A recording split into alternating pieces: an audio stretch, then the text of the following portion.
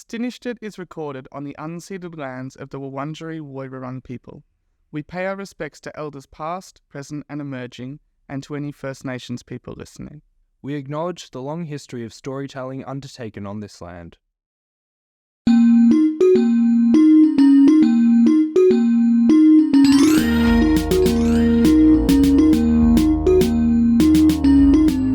Welcome back to Stinishedit, the podcast where we chat about the things we've started, finished, and what we're looking forward to. What if I interrupted you? That would be terrible. I had a whole plan for how things were going to go. I'm sorry, continue. And now you never...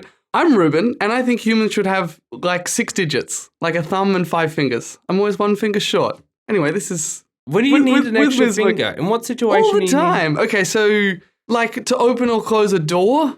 I'm always 1 short when I'm carrying 2 bags and keys and a phone and whatever else. I've got some news for you. What's that? You got a whole other hand. Oh my God, and that one's busy all the time. Busy with what? My right hand's always carrying a bag of lipstick. feel like you can just take more... Did you say a bag of lipstick? Yep. What are you using the lipstick for? Don't know. What do you mean you don't know? Well, it keeps my right hand full. The first thing you should say is for lips, and the fact that you didn't say it's for lips... Nah. Makes it more... Are you stealing this lipstick? No, it's for drawing on... You know how people do chalk drawings on pavement? Now, you just said you didn't know. Now you're saying you're using it for chalk drawings. I'd never said that. I was just bringing up a different thing. An unrelated thing. Okay, what do you use the lipstick for? Chalk drawings. Okay. I don't think that will... Oh, it'll be bad. I don't think it would work very well. It would either wash off much faster or much slower. I think it would wash out what? I don't think it would go on as well. Sorry, my lips are... Oh, you need some lipstick? I'd love some lipstick. Well, just make them real... Colourful? Sticky? Yeah. Lipstick makes your lips sticky a bit. Depends which ones, which lipstick... What's your name? My lips are real sticky. My name's Jett. Thank you. What do you want to know about me? No, nothing really. Quiz me, go. What's your favourite colour? Wouldn't you like to know whether... Yes. What's your favourite superpower? Shape-shifting. Sorry, that was meant to be easy. We had an extensive discussion about this. What's your... Favourite colour is yellow also. Oh, well, yeah, both of those I knew. Should I ask a question that I don't actually know the answer to? Go for it. Why not? Let's try something new. There are no questions that I don't know the answer to. You must. There must be. But I don't know what they are. Think of one, and then ask it. Do you want to know what drink I have this week? I would love to know. And with that, we've kicked off the section, hey, you got a drink this week? I do. It is Chambord and vodka and makeshift lemonade. Elaborate. What do you want to know? How do you makeshift lemonade? How do you, yeah. Well, what I did, because the recipe called for lemonade, I figured, I have lemon juice. Yeah. I have soda water, and I have simple syrup. I thought, if I chuck all those together, that's basically lemonade. Basically. And it basically is. I'm going to give it a little sip. You give it a sip. You know what they say, when life gives you lemons, makeshift lemonade.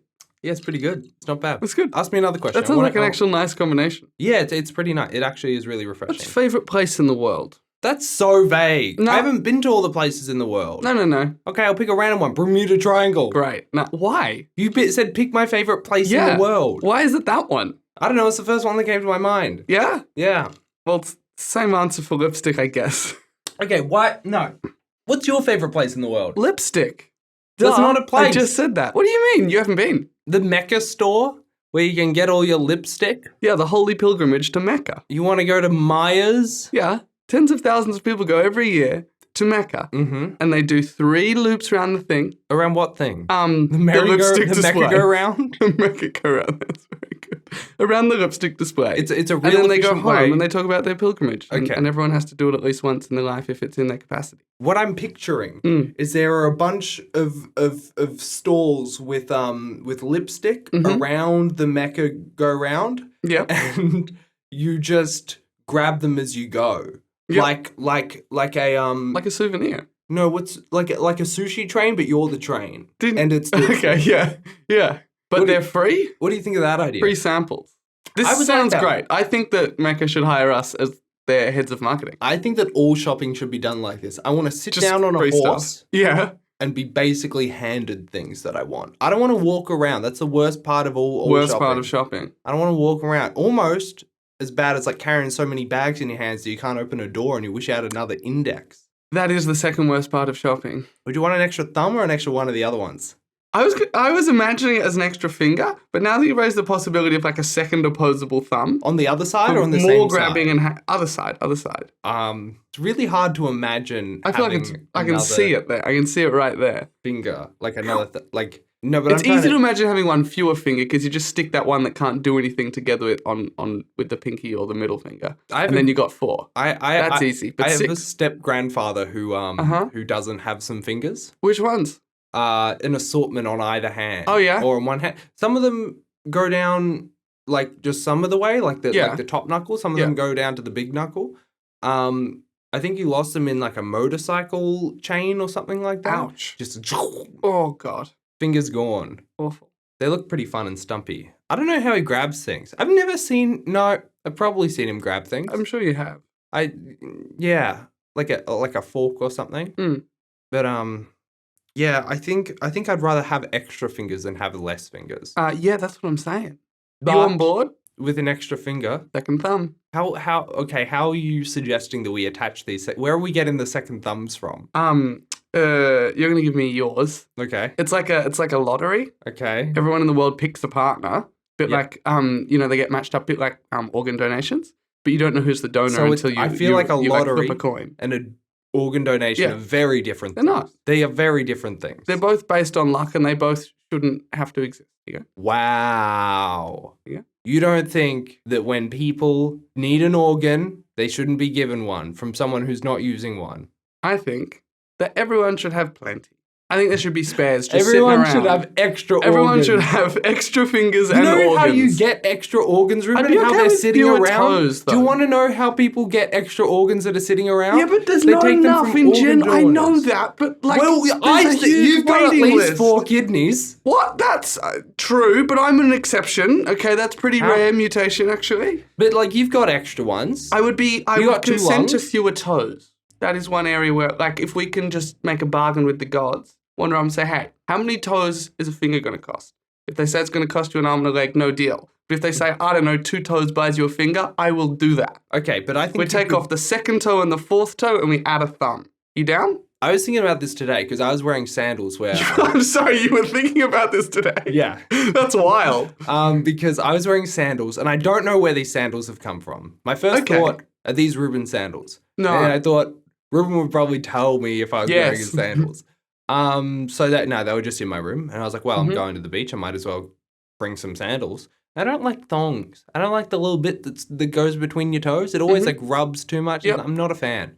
So anyways, I put on these... fewer toes, there'd be less friction. I put on these... Yeah, they also wouldn't work. I mean, that's true. I put on these sandals that I don't know where they came from, and they're slightly too small for me. So you have that awkward walking thing. I feel like too small, I was going to say it's better than too big. Depends over what time. Let me tell you why I was thinking about this. Because my toes were like slightly hanging over the front. And I'm like, I think the reason why I'm feeling so unbalanced is because my toes aren't really being used. Like I can't put pressure on them because they're on the like sharp edge of the thing. So it's like, you know how people say your toes are really important? Your toes are really important. You balance with them. Yeah. So I was thinking this is basically like walking without toes. And so that's why I was thinking about losing toes today. There you go. Yeah. But did you think about trading toes? Think about selling your toes to the gods in exchange for extra thumb. I think you could just chop off the big one and chuck it as an extra thumb. Oh yeah, stick it on chunky. super glue. How much more chunky would a toe? A toe is way chunkier than a thumb. Look at that. Mine's half as long and twice as wide as my thumb. So you're saying your toe would be a better thumb? It would be a more thumb-like thumb, but I feel like what's the opposite of an uncanny valley? Like a bell curve. An uncanny. Like a thumb needs to be different, shorter hill. and thicker than a hill of cans. Yep, a real canny hill. Like the dump.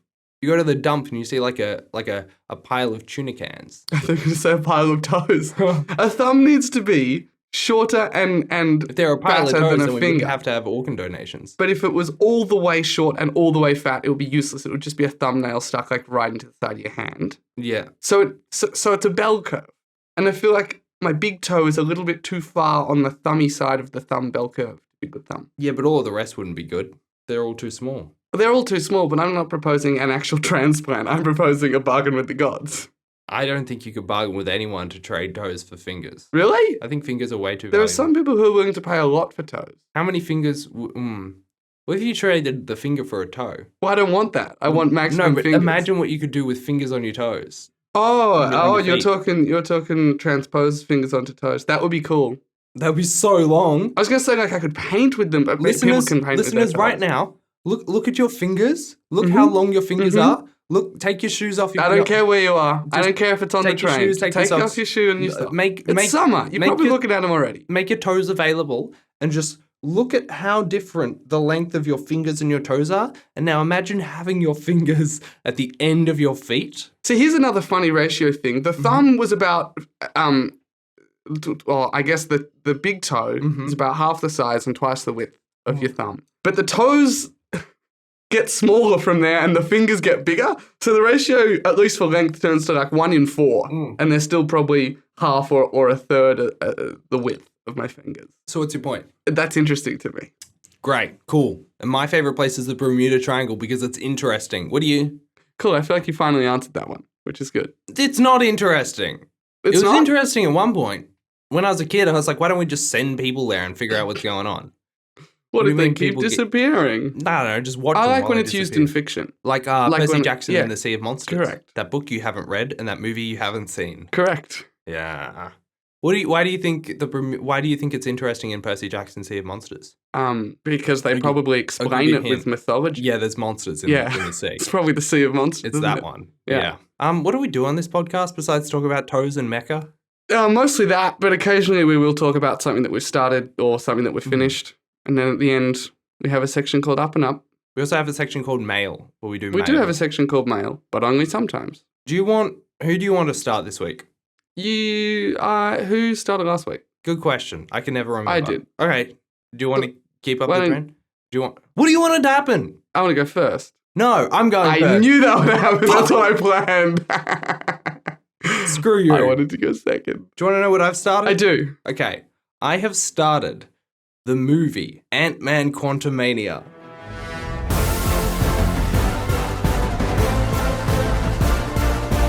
Okay, so this means by definition you haven't finished it? Yes. Okay. Did you start it just to say you'd start it and turn it off after a minute? No. Let's play a fun game where I guess how far in you are. Great. Has Act 3 started? No. I wouldn't know when it started. Is it... Have you watched less than an hour? Have you watched it? We'll reveal that at an amusing time later in this section. Sure. Have you watched more than an hour? No. Have you watched more than 4 scenes? Yes. To make this trickier for myself, I'm changing the metric every single time. Yeah, making it real tricky. Have there been, more than 4 scenes? Yeah. Have there been more than 117 lines set? Probably. Has anything interesting happened? 40 minutes, okay. I think. Do you want to tell us why? No, nothing interesting has happened. Because I watched this on the plane to or from America. Okay, and this is just coming up now? Yeah. Okay. I was like, well, I'm on the plane. I can't watch anything good because I've seen all the good things. Skipping over Across the Spider-Verse. I'm skipping over Uncut Gems. I'm skipping over...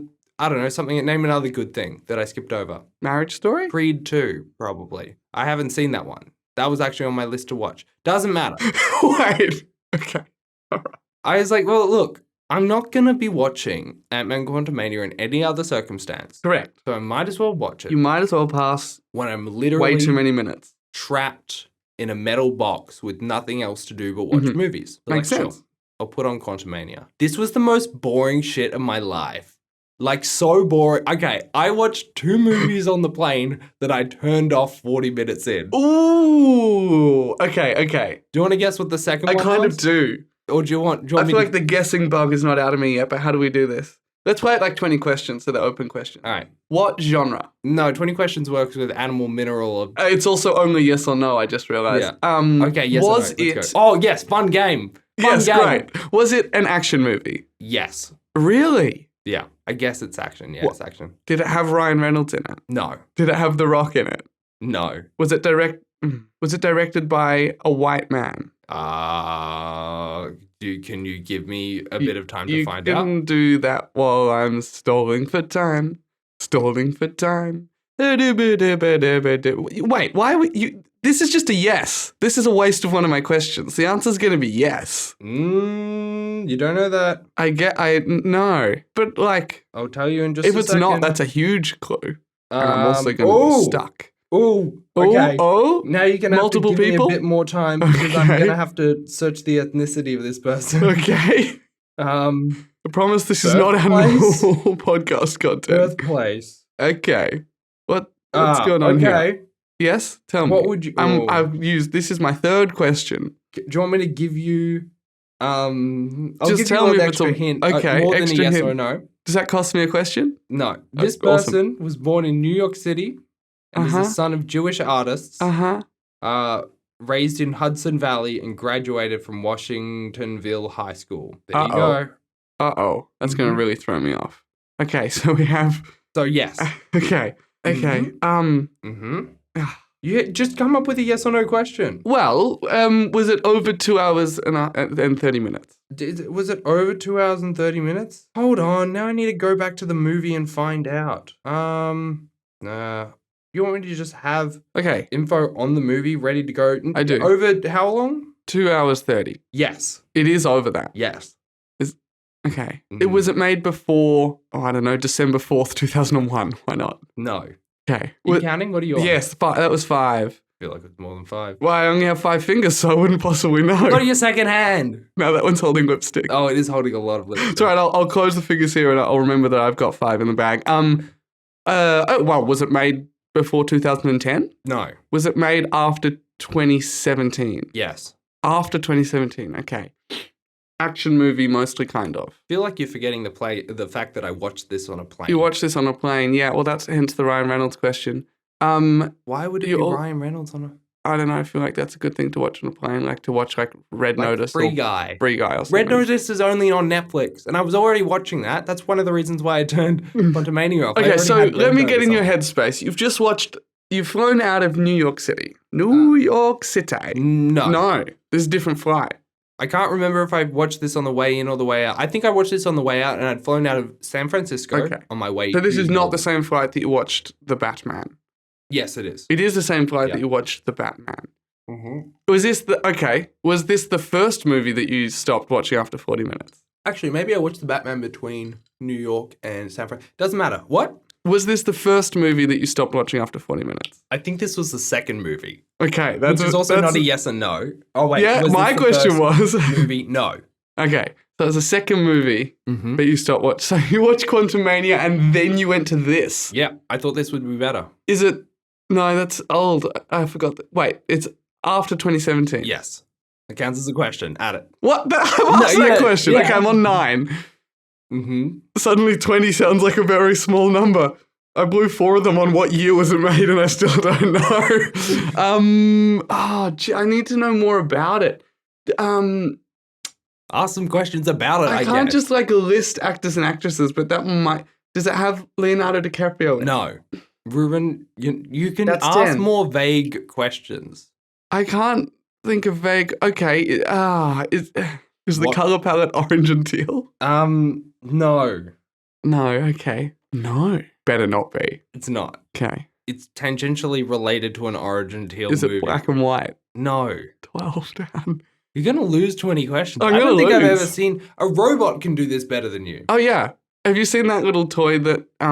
I've had one of those. You've had one of those. My brother had one. They get it pretty consistently. Yeah. Mm-hmm. And when they don't, it's usually because you answered a question of vague way or Yeah. What's in movies? Think of things around the movie. What did it make money? Period of time? Did it make its budget back? Oh, no. Oh, good. Okay. I don't. So many things. Mm-hmm. Things around movies. I don't know. Was it produced by this studio? Was it set in this time period? Was it produced by Disney? Sequel? Is it a prequel? Things like that. Those are great questions. Yeah, was it produced by Disney? Now. Yes, it was produced by Disney. Great. So that narrows it down not at all. Quite a bit. Okay, you would have been... Narrows it down quite a bit. Done with Marvel. You wouldn't have gone to a Fox Narrows it down property. by 2/3. Yeah. No, by 1/3. No, by 2/3. Oh, yeah. By 1/3. Narrows it down by 2/3. I'm trying to figure out how the sentences work. Yeah, there are like 3 big studios. Yeah. There's the WBPD. Yeah. There's Disney. And that's it. And then there's A24. international production studios. Oh, yeah. Okay, so Disney, post-2017, action-ish. Yeah, come on. Is it part of a franchise? Yes. Damn. 15 down, 5 to go.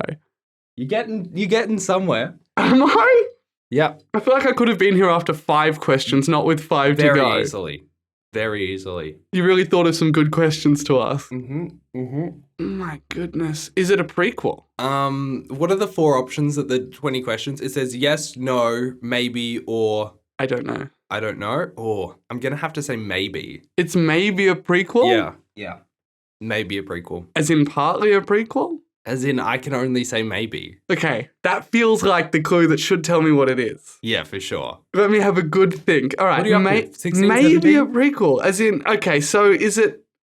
these aren't questions yet, I'm just spitballing. All right. My eyes are closed I'm in really glad concentration. we're doing this because I have not a whole lot. Okay, that's good. I know after about question 9, I was like, they're really letting me go with this. It must be all right with not talking much about things. Okay, this tells me a few things. One thing is that it could be like a Spider-Man 8 years later Sony situation. I've seen all the Spider-Man.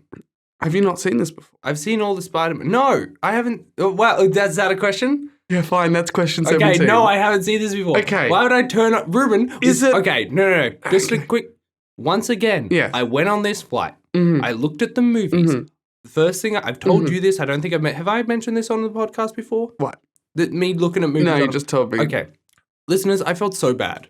I felt so watched as I was on the plane looking through the movies because at the start of the flight, what I like to do is I like to curate my selection. I like to look at all of the available movies and shows, find all of the things that I've been wanting to watch but haven't yet. And what that means is when I am scrolling through, I am passing some brilliant films, meaning I will like go past everything everywhere all at once and not wish list it to my like curated list. I will go past just absolute bangers of incredible movies and feel so bad because if someone else is watching me, they're watching me like Aquaman 2 or like, I don't know, the Lego Movie 2 or like, I would name Free the Guy? movie Free Guy. I would name the Ant-Man Quantumania. Yeah. I'm going through and liking those and being like, yeah, these are the ones I want to watch. That's so embarrassing. I am so embarrassed. You should be. I'm so insanely embarrassed. You should flick through them and take notes on a physical piece of paper so that no one can see what you're like ticking. I should write it on a sticky note saying I'm choosing the films that I haven't seen yet because I want a lot of good films. The screen. So now I'm left with the good dredge of films that I don't want to watch but feel like I should. Like The Batman. Okay, I'd seen that was the one film that I watched that I'd already seen before, and that was simply because New York City special. I was leaving New York. It was rainy and drizzly. I had to, simply for the vibe. Anyways, I haven't seen this film before. What was my last question? That was my question. I've got 3 left. Come on. Part of a franchise. Disney franchise. After 2017, I hadn't seen before. Maybe a prequel. Is it a... Yeah, it's an action movie. Is it a Marvel movie in the broadest sense? Like, no. Damn. I was shooting for Venom, Let There Be Carnage. Oh, that is one that I did like. That's on the vibe. On the plane. That's the vibe. Okay. Action. You got action, presumably not like superheroes or anything. It also... Jungle Cruise? That's not a question. Okay. Venom, Let There Be Carnage is not a Disney movie. That's why I said, well, it is now-ish. No, it's not, because Sony makes it's not. It's also not a prequel. I feel like you're losing the information. Oh, yeah. You should have written it down on I should have written it down on a sticky note or on that massive whiteboard. Come on. You can do it. The answer to is it a prequel is maybe? Yeah, don't worry about that. That really? Don't worry about that? It'll help you once you figure it out. You'll be like, if you think of the movie that I watched, you'll judge it against is it a prequel. I have the whole internet here that I'm not using. No, don't use the internet. That's cheating. Come on. You can say, I'm just going to give you questions now. Give me questions to ask you. Have I seen it? You can say... Have I seen it? No. Damn. Yeah. Okay, I'm down to my last question. Here's everything I know. Directed by some white guy. Over 2.5 hours. Yeah. Made between 2017 and now. Yeah. Also, you watched it on a plane. Also, it was available on a plane. Haven't seen this before. Everything. Keep in mind, everything's available on planes. New films that don't necessarily have a release in Australia yet are available on planes. This film had released in Australia. I'm just telling you that because I don't want to throw you off with that. But very new movies can be on planes. This film had released in Australia. Like, it's not a brand new thing. Okay. I haven't seen it. It hasn't come out yet. Produced by Disney. Mm-hmm. It lost its money. It lost money. Mm-hmm. It's maybe a prequel. Yeah. Come on. You got this. I believe in you. Okay. Last 5 years. Lost money. Could be COVID. Mm-hmm. Disney. Who made that Tom Holland Daisy Ridley movie? I think that was Fox. Yeah, that makes sense. Yeah. Mm-hmm. I mean, Disney's had lots of... Okay. It's a franchise, Reuben. Action movie. Franchise! I forgot about that. Franchise, maybe. I feel like all of the audience has gotten this and is just screaming at you in their cars or wherever they may be listening to this. Scream at your toes, audience. I'm thinking hard.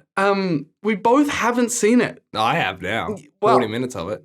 I just have to guess because I don't have it. Mm-hmm. But I have to make sure my guess isn't a stupid guess that doesn't match up with one of the 19 clues that I have. Okay, wait. Voice your options. How about that? Voice your options. So, in terms of options, we have no options. You wouldn't have watched one of the Fox ones. It's a Disney movie. It's a Disney, it can't be one of the live action remakes. They're not action movies. Okay, it's made by Disney. You know that it's Disney. It could be made by one of their subsidiaries. But Yeah. So it's made by one of their subsidiaries, which include freaking everyone. I can't think of a movie that fits all of that. What's a franchise movie that we haven't seen that you would watch after Quantumania? There's so many. Was there another? Okay. Do you want a hint? Okay, wait. Wait, do you have to guess now? I have to guess. This is it. Okay. No, I won't give you a hint. You're saying it wasn't a recent release? I didn't say that. Okay. I didn't say that at all. Fine, I'm just going to get. Wait, let me check it. No! God damn it! The Marvels wasn't directed by a white guy. I'm so happy with that guess. Had not released yet. Oh, yeah, you went in like October. I went in start of November. It released when I was in the... technically it had released. Yeah, but like, it was in cinemas. Yeah. Come on, Reuben. The problem is now that I'm happy to be wrong, but I'm happy to guess wrong, but I need something that fits all of these criteria. Dude, I can literally only think of Marvel and Fox movies. Do you want me to just... What if I just say it? Okay, in 15 seconds you can say it. Was it Jumanji? No, I've seen Jumanji. Was it Jumanji 2, Welcome to the Jungle? No, it wasn't Jumanji 2, Welcome to the Jungle. Okay, in that case I give up. It was Indiana Jones and the Dial of Destiny. Directed by James Mangold, came out 2023, lost a bunch of money. You haven't seen any of the Indiana Jones films. That's why I didn't think of it. Just not in my awareness at all. Made by Disney under Lucasfilm. Yep. Or Lucasfilm under Disney. Yep. Yeah. Action, big blockbuster. You had to Google who James Mangold was? I had to Google who directed it. Great. Now, do you want to tell us about Quantumania? No, I want to talk about Indiana Jones for do both. Okay, all right. Because it is directed by James Mangold, director of things such as The Wolverine and Logan. Logan is a phenomenal film. I didn't realize that he directed this film. Really? I think I probably knew it at one point. That's a huge part of why people were excited. Went in one ear, out the other. I love Phoebe Waller-Bridge, so I was like, brilliant. Get him. Like, I'll probably have a fun time. Nah, turned it off 40 minutes in. Was it derivative or was it not enough like Indiana Jones? It was boring. Good answer. It was boring. The first 30 minutes were a flashback of Indiana Jones fumbling around the Dial of Destiny with some Nazis, but it was D.H. Harrison Ford, hence prequel maybe. Okay. Yeah. How is Jumanji 2 a prequel? I don't know. I haven't seen it. Okay. I haven't seen any of these. You could have said it was a 2023 movie. I almost asked that because I was fairly sure it would be. You spent 4 questions. I know. And the likelihood that it's from either 2022 or 2023 is really high. Yeah, because I'm also way more likely to watch a new film. I was going to watch Parasite on the plane in 2017, which is around when it came out, or just after it won the Academy Award. I'm more likely to watch a new thing that I would not watch otherwise. Yeah. Hence why I watched Quantumania as well. That's why all my guesses were I know the last few years means the last few years. Yeah. CGI, the last few years is currently 7 years ago. Because you said since 2017. Yeah, but there's like 3 COVID years in there where not much came out. Sure. And are you really watching a 2018 movie? No, I don't know. On the plane? Maybe. I can't remember all the movies that came out. Anyways, it was just CGI, Harrison Ford running around. It didn't feel very real or high stakesy, and then it was just, I don't know. Okay, plane movies are often not great. You're not in a great state while watching them. They're on a plane. You're on a plane. That's why you want to pick the best movies, because even when they're made worse, they're pretty good. But then when you haven't seen something, sometimes you're like, I should save a viewing of that for when it isn't on a tin can. I watched 10Ks in the air. Assassin's Creed in 2017 on the plane. Yeah. Actually, I probably should have turned that one off. But I was watching it with my brother. We were both doing the dual screen thing, watching it at the same time. Anyways, Dial of Destiny, very much the experience of Quantumania. Boring, bullshit, don't care. Now, I will tell you what I did just before the podcast. Okay. I watched while you were doing something, preparing for this episode. I wasn't preparing. I thought that you would take ages to get ready. Oh, well, So you were prepping, and I was waiting. Quantumania again. Did you? Yeah. Same bit? Same bit. Why? Why would you do that to yourself? So that I could note down, because I'd forgotten some of it. So here are some of my complaints. All right. It begins with a voiceover, which is never a good sign. Bad. It always says that they have done reshoots and people during test screenings weren't getting the premise. Yeah. So they have to have it. They had to rework it. Don't have time to reshoot things. Just have them speak. Whenever a movie starts with voiceover or with lines of text, I'm always like, oh no. But then some of them are good, but most of them are not good. Black Panther did a voiceover at the start, right? For that reason. That's true. But it's still that one worked. That one worked. So it technically begins with Hope and Jonathan Majors, R.I.P. Did I say R.I.P.? You said recommended retail price for a man who is not dead or being sold. Okay, sorry. Yeah. Well, okay. Maybe, I don't know. R.I.P. He's dead to Hollywood. So, did you see that interview with him on Good Morning America? No. Did you see the trailer for the interview with him on Good Morning America?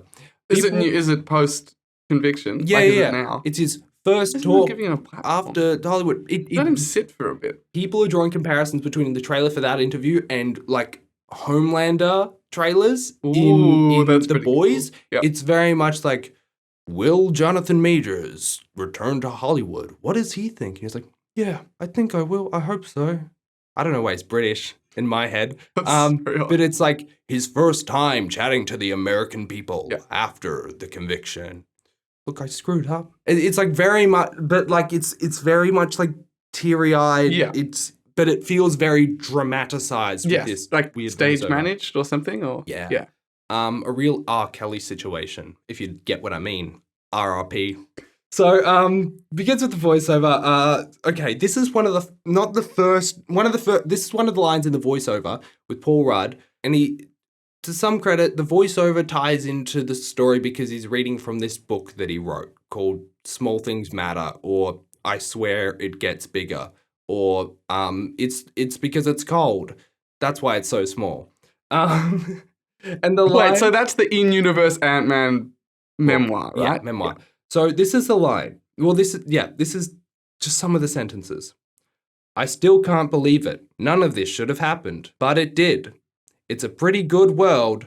I'm glad we saved it. What boring nothing dialogue. That's a joke though, right? We're laughing at the nothing of that. It becomes more of a joke later on when he starts adding some small puns, I'm always here to save the little guy, or blah, blah, blah. But it's just, it's not enough of a joke, and Paul Rudd isn't delivering it as much. Paul Rudd's a good comedian. It's funny. But it just wasn't funny, and it just felt very bland. When the rest of the film is just as bland. That's not going to help. It's not helping. So, what else did I write? Oh, so we have this thing where Ant-Man's daughter, Cassie, she's in jail, and she gets brought out of jail at the start of it because she was maybe she complains to the police officers that they were tear gassing into peaceful protesters because there were homeless people because of the blip.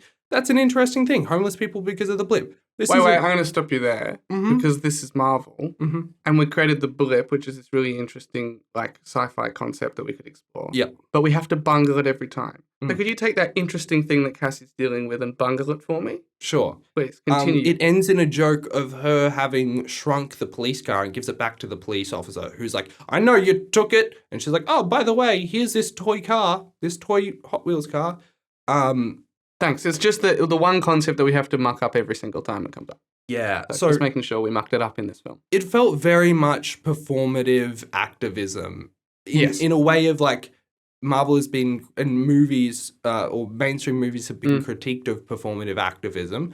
So Marvel made sure to be specific with their words in saying the police were tear gassing the protesters and there were homeless people because of the blip, which is a just cause in an actual like sort of situation that could happen besides the blip thing. So they were specific with that, but they didn't deliver it with any sort of gravitas or reality. So it just once again felt like Kendall Jenner handing a Pepsi to a police officer to end the protests kind of thing, you know? Anyways, that was bad. I will tell you something that I liked though in the 40 minutes. Yep. Like the only thing that I liked. Hank Pym, played by Douglas. Michael Douglas. Fucking his solution to every situation is ants. Yeah. And it's the funniest shit ever. When they're talking about Cassie being broken out of jail, or like not broken out because they just paid bail and got her out, Hank's like, I could have got her out with ants. I would have just broken in with ants. He's very funny. He's just all on ants the whole time. He wasn't like that in the first or second movie. Nope. But now he's just like a cracked up old guy obsessed with ants. Right. And it's fucking brilliant. Great. Those are the only times that I slightly chuckled. Now the rest of it is boring bullshit. They get sucked into the quantum realm. Did you get to the Star Wars ripoff stuff? I did get into the Star Wars ripoff. What is that? Because that's all I know about it. My note here is if prequel Star Wars and old June fucked. And by that I mean June is in that one directed by David Lynch? Yeah. It's just green screen. Some of the character designs look interesting. Like it looks like they got a Star Wars concept artist to draw up a bunch of alien designs, went with all of them, and then just put a green screen behind it and added no lore or like interesting dynamics behind it. Like there's no... You can go too far in the other direction though. Like Star Wars has a prequel comic for like every guy who's got 3 fingers in the background of one scene. Sure, but they don't make a Disney Plus show that's just CGI for every background character. That's a joke. They do that. They do. Yeah, it felt really bad and lifeless despite the characters looking pretty life-filled. Like the characters... Look at these amazing designs. Anyway, we're going to do nothing with any of this. But all of them are just speaking jokes that are like, I don't even think it's like people critique Marvel as like it's like, oh, they're behind me, aren't they? Sort of jokes. It's not even like snarky, witty stuff. It's just boring, bland, nothing really at all. Like I wasn't even cringing. Like it bored me to the point where I turned it off. And I was like, great, I can get through this film and then say I've watched all the Marvel movies again. Whatever. And also, one of the reasons why I was watching it is because I did want to see... I did like Jonathan Majors, RRP, in Loki. And so I was like, cool. This movie, it has him as the villain. In Loki season 1 or season 2? Season both. I did... during this time was around... No, I think this was around when the Jonathan Majors stuff was happening, but nothing had been convicted. And I was like, I'll just watch... Like, I need to watch this anyway. And I've seen his performances and things and they've been good. So that was the one, despite him being a terrible person, maybe at the time, that was the one saving grace that I thought this film could have. And I turned it off before I saw him on screen. But every time... Did you see MODOK? No, I didn't see MODOK. They kept alluding to Kang, but they just said him. He's like, Hope isn't meant to be here. She shouldn't be here. Oh, we got to go find him. I'm going to take you to him. It's not interesting or intriguing when everyone... We all know who it's going to be. Everyone who's actually invested in the Marvel stuff knows that it's Kang. Yeah. Anyone who's watched the trailer knows that it's Kang. Yeah, we've seen Kang in other things. I mean, he's been called He Who Remains, but during the freaking D23 or the Comic-Con San Diego Comic-Con, they're like, by the way, Jonathan Majors is... Like, they tell you who he is. You're not... Yeah. Also, I just don't like this. Pay to read, go fuck yourself. I don't give a shit. He's made some alright stuff, but also... Name a single thing that he made Okay, that's good. that Spiders episode of The Mandalorian. That was a really good episode. Good Thank point. you. All right, Peyton Reed, you're back in my good books. But you made two very... Very bad You movies. made... I can't believe that you watched this. You have always been so, after the second one, I should say, or after the first one, so anti-Ant-Man. Like, you made me feel actively guilty for engaging in Ant-Man stuff. To the point where I didn't watch Quantumania because people were saying it was bad, but that almost became like a point of pride for me. Like, this is the first Marvel film I haven't seen in cinemas in a while. This is like one that I can stake myself on, like, never watching. And you've gone and watched the worst bits of it twice? Okay, I will say, though... What up with that? That's just because... When I don't like a thing, I have to convince the people close to me to not like that thing, so I feel justified in that. I know, but it worked. Yeah. Yeah. Well, now I still feel more justified in the fact that it isn't good. Everyone said it was no good. I really liked Ant-Man 1. It was a good film. It was a great, fun, smaller scale Marvel film. I even watched it a second time, maybe. I watched it like 3 times at least. All right, calm down. It's not that good. Well, Edgar Wright wrote the first draft of it, and it was going to direct it. It now it was great. It was good, and now feels fine. Like Doctor Strange 1 feels fine. Yeah. Yeah. Correct. So something like that. I don't know. And then the second one came out, and I lost my shit. I was like, this is worse than Thor: The Dark World. Like, I actively hated it so much. And this one doesn't seem any better. It seems more interesting by the fact that it's charging different color photons in my eyes instead of just bland gray ones from Ant-Man 2. But yeah, I don't know. Anyways, what are you gonna do? R.I.P. Ant-Man 3. I'm done fucking talking about it. People shouldn't start it, should they? Oh, yeah, that's what we do that at the end. Do you regret starting it? Do I regret starting it? At least I have. Do you regret starting it the second time? No, that actually helped me writing down notes. Do you regret starting it? Okay, I feel like. No. So just to be clear, you didn't like this. Yeah, I enjoy. Feel like I don't believe you. Okay, you know what?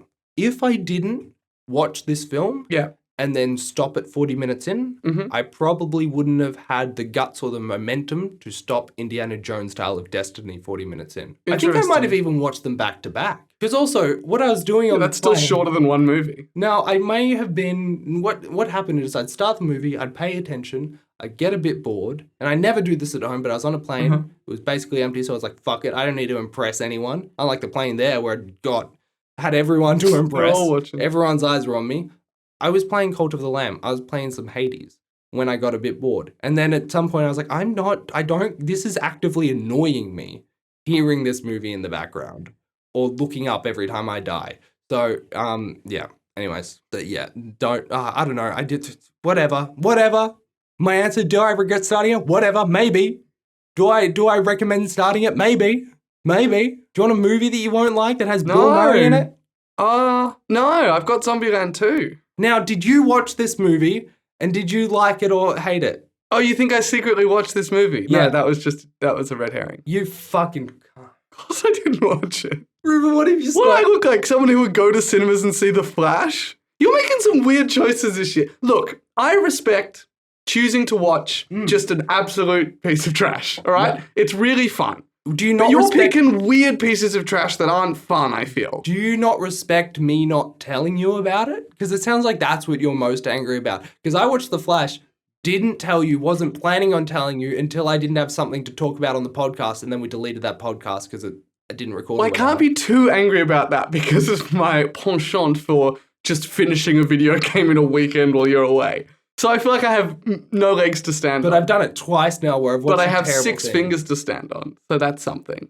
You gave away your legs for fingers? You said you wouldn't do that. You said no arms, no limbs. They were so convincing. They were like, what do you need legs for? You spend so much time sitting down anyway, doing this podcast. We'll give you fingers. And I went, yes, I will do it. I think you can dance. Which god would be in charge of... Greek god? Yeah, which Greek god would be in charge of limb swapping? There's only one in my heart. No, none of that. No, you're the Greek god expert. Okay. Which god would be in charge of what thing? Limb exchanges. Limb exchanges? Well, the thing is, I think that Hermes would be the one delivering it between people. Okay. the delivery god. Makes sense. I would say that Zeus is probably the one who is in charge of chopping them off. Yeah. Because his father Kronos, he chopped him up into a billion different pieces. Got the experience. And in terms of... It's going to be like Hephaestus, like plugging them together? Is there a doctor god? Yes. What's the one with the... Is it not Hermes? Oh, the one with the 2 snakes or whatever. Oh, the 2 snakes. That's still the symbol for like pharmacies in all across Europe. Yeah. And like and ambulances and stuff. Yeah. I feel like that is Hermes for some reason. Look, I would say that Hephaestus is probably the one attaching them, but the one organizing the whole thing, I think, is Athena, because she's all about strategy and optimizing. I feel like she would want to help you optimize your body. But I think you fucked yourself because no legs is going to be terrible for your career in dance. Yeah, I realized that as soon as they kicked me out of Olympus. Do like just shadow puppets with extra fingers? Is that your dance? Like what dance involves fingers? Name a single dance. Indonesian dance. All right. Incredible. Quite possibly. Also, anyone who dances in a wheelchair. That's a good... But I feel like they're just... They wouldn't put extra focus on their fingers because of their wheelchair. They would just dance well. I'll just have to learn how to dance well. Okay. Maybe this is the motivation I need. Sure. This is the motivation you need. All right. And I've got 6 fingers. No one's ever danced with You know what I reckon before. You need motivation for? What's that? Tell me what you started. I will. I have started Life is Strange.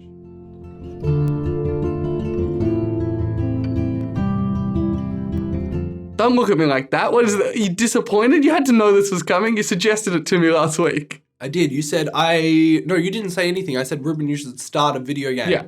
You said, I don't want to. And I said, no, do it. And you said, no, fine, you do convince me of things. It's true. I said, I'm enjoying being back in the vibe of toxic relationship? And by that, am I toxic? Maybe. I've been very irritable lately. I don't know if you've noticed, but I've just been able to get irritated very easily. Not your fault. I want you to know that. Okay, thank you. It's just something's going on. All right. Did I see the doctor about it? Yes, and also your stomach. Yeah. I was trying to book a doctor yesterday, simply like because of this issue. Also because I haven't been getting hungry. Yeah. That's very concerning. Well, as someone who just loves food and eats a lot of food. I know. I lives in the house with you. Oh, no. I thought you were talking about me. No, I was talking about me, but yes, it's concerning. It's weird for you. I never eat enough. So I was like, I'll book a doctor's appointment. Next doctor's appointment with my doctor, 12 days away. Next one for everyone else, like the same amount, like 10 days is the closest. And yeah, so no, I simply won't. Oh, I need to call them. I was going to call them today and say, hey, can you do a sooner time? Because sometimes someone cancels on the day and they're like, yeah. But yeah, so anyways, why was I talking about that? Are you toxic? Because my life is strange. Because your life is very strange. Now tell me about Life is Strange. All right, I will. Go on. I just got to think about it. Okay. Do you want me to tell you about Life is Strange? Sure. You've played it. Yep. It's a video game that is made by a studio called Don't Nod. Don't Nod. That's right. Okay, you're allowed to nod. They're just having fun. That studio name is one of the names that always sticks in my brain. Every time As in, doesn't come out of your brain. Sticks in your brain usually means like you remember it. Yeah. You're saying, oh. No, I'm saying it. Okay. I always remember it because I've played Life is Strange. It's the only one of the Don't Nod games I've played, but I've probably played it like 3 times or so. And every time they announce a new game, I'm like, oh, cool. New game by that studio that I like that I probably won't play. Anyways, your Sont is out like this month or something. What? That's their new game. Oh. I'm pretty sure it's them. I don't think it is. Someone else. Maybe else. So, Life is Strange. You play as a character named... What are you going to do? Call and response. Play as a character named... Max. These are going to get harder, aren't they? Max Caulfield for bonus points. Yep. Who is a... student. And a... woman. And a... Age. 18-year-old. Yeah, teenager. Living very specifically 18. Like, they say it a lot. Living in... Arcadia Bay. Where she grew up, but then she moved to Seattle. Now she's back. I think. Yeah. And the game is about... regular teenage drama. And also time travel. Because the whole game is about the butterfly effect, essentially. It is an episodic game. Why the fuck am I explaining this? You're doing great. Okay, it's an episode. You offered. This is fantastic. I like the praise, so I will continue. It's an episodic game where, you have the ability to time travel and you make decisions. October 31st. Great. Congratulations. Sorry, please. You're doing great. That came out last year. What? Last October 31st. No, that's... Jusant is out. Yeah, 2023. Yeah, you said that's coming out this year. No, I said that came out this year. It's 2024. Okay, you're right. You got me on a technicality. Anyways, it's all about it's a... What is it? Kind of like a Telltale game. Yeah, where you're dialogue driven, I would say. Kind of like a mostly interactive narrative. Where you'll be, you go through a story, you make different decisions, and that decision has a different outcome, and that decision has a different outcome, and you just go through this 5-episode narrative, and you can reverse time to change some of your your choices. Is that what the mechanic Except is? when you can't. Except when you can't. Why can't you sometimes? This one's an important choice. No rewinding. Or sometimes it's just like some conversations you can't rewind. Just cause. Yeah. What do you think of the game so far? I love it. It shouldn't work. This is a game that should not work. It's trying to... So like on one hand, it's like this beautiful indie vibes, hand-drawn... Like, what was that one sword game? That one Knight and Dragon game that was in the arcades? It was like the first interactive choose-your-own-adventure video game. Is that? It's a choose-your-own-adventure. Very funny. Thank you. Was it Shovel Knight? It's a interactive choose-your-own-adventure. Yeah. Why didn't you say that at the start? Why did you do the bunch of rambling? Because I knew you were going to give a much better answer. Look, it shouldn't work. Because the vibe of it is like this, it's this beautiful town and nature and school campus, and it's like great soundtrack, hand-drawn indie, amazing soundtrack. I'm immediately interrupting because amazing soundtrack. I love this game. I played it on the PC. Loved it so much. Literally, first time I opened it, I had my headphones on. Didn't click play. Yeah, didn't click play for like a good 30 minutes. Just let the soundtrack run. And there's multiple times where you can do that in a game. Just have a sit. And when I bought this game on PS3, or I think I was given it, I got the I don't know, some sort of a deluxe edition, I guess, and it came with an art book and the soundtrack on disc, and it's so beautiful. Where is that? It's probably downstairs somewhere. It has songs by You've got to talk for a bit. I did Google it the other day. I should talk for a bit, considering this is my section. But then it's also this story about, like... I would like to say that this is your fault. You told me to talk. My fault. Left the doors open. Who knows if all the dogs are going to get out? All the dogs are out. Who let the dogs out? Me. It was me, and I regretted it immediately. R.I.P. Reuben. R.I.P. Reuben. Talk about the game. I'm trying to do that. But then, so it opens with like this giant... So it has songs by Sid Matters and Angus and Julia Stone, such as like Santa Monica Dream, which is one that people will know. Alt J as well, like Something Good, Bright Eyes, Lure, that's a gorgeous song. A lot of these songs... Oh, Obstacles by Sid Matters as well. Anyways, a lot of these songs I learned to play on guitar because they're like acoustic songs. And they're really nice to play on guitar. Anyways. Were you saying something? I don't think I was. All right. I don't think I'd gotten far enough into the sentence for it to be classified as something yet. I was saying the start of something.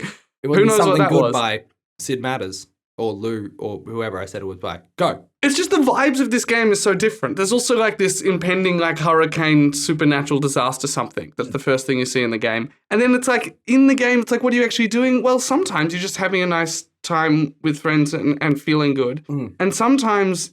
you're right in the middle of multiple intense high school dramas, and sometimes you're a detective trying to find a missing person, and sometimes it's action scenes. Yeah. It's just very odd, but it works. I just realized that this game is a rip-off of another game. What's that? It's a rip-off of Infamous 2, which now I want you to play those. I will eventually. You should have suggested that instead of this. You are toxic and however, I do everything you say. It's on PS3. No deal. Well, you're playing a PS3 game? On the PS5. Yeah, well. What difference does that make? Arguably little, but just harder. In Infamous, you got to plug it in. In Infamous 2, you have a superpower, you make decisions that impact the story, and there is a big thing traveling down the coast to hit the town. Okay, I do want to talk about this. Yeah. The choices thing, right? Because most games I've played either have no choices, and they're very... steadfast about that, or they have fake choices.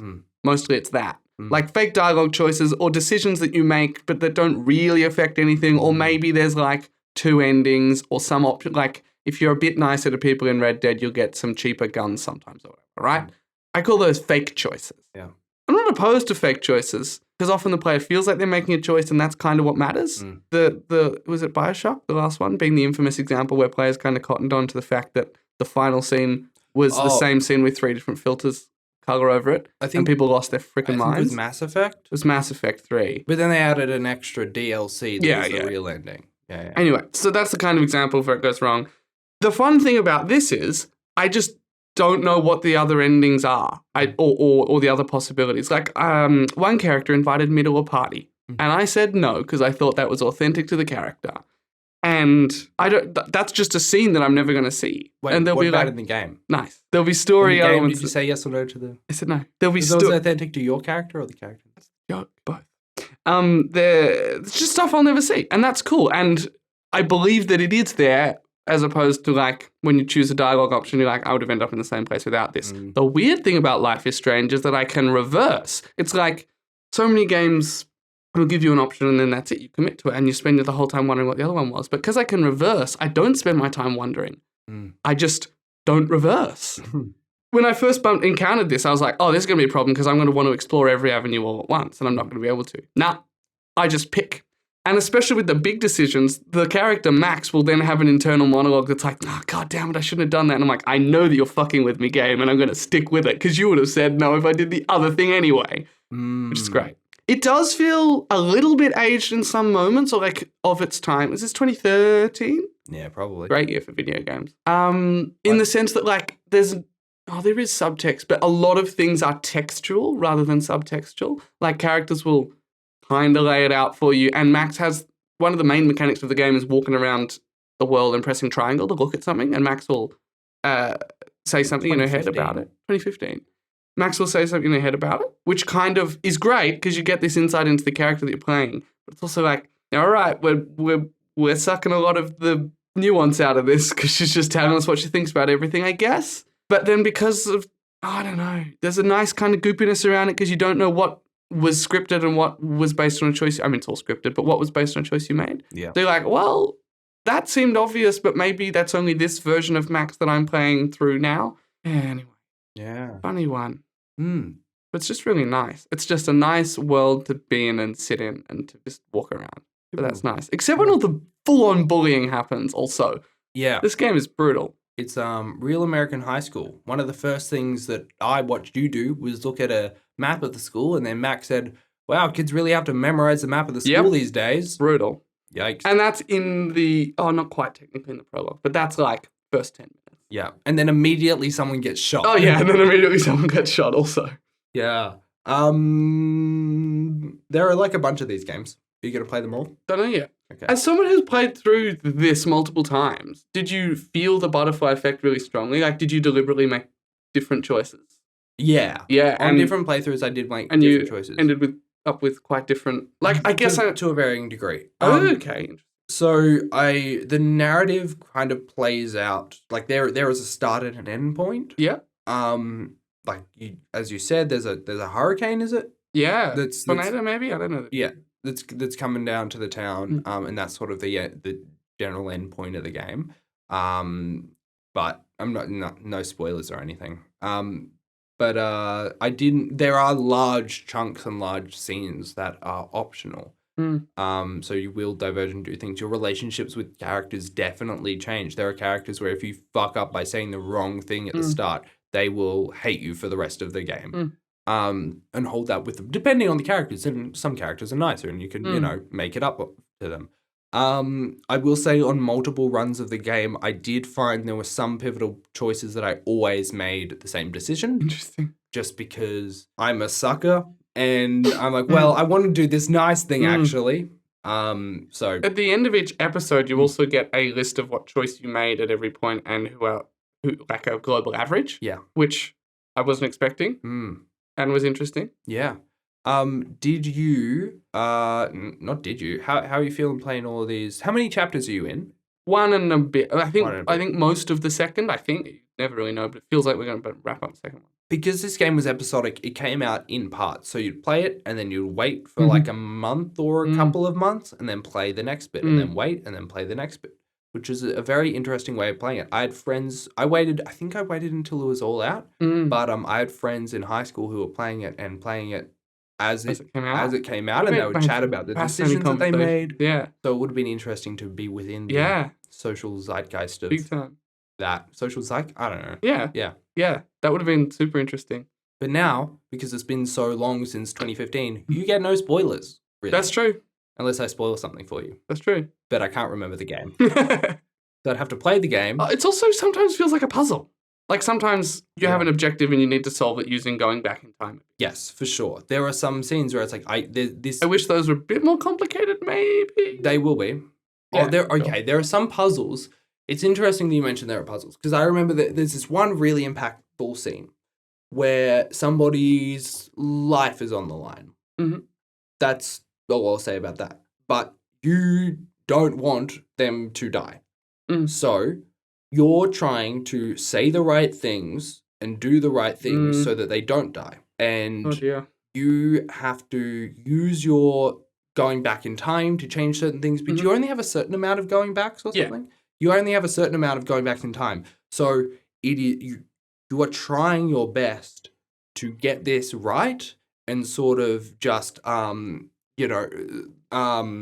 forcing your way sometimes, because you're like, either of these could be right, but they could interpret it badly, and then this person might die. So, and you might fail. Like, I failed my first run playing it, and I was like, "Fuck, this sucks," and I just have to live with that. And then on my next run, I had a bit more of the knowledge and knew what to do.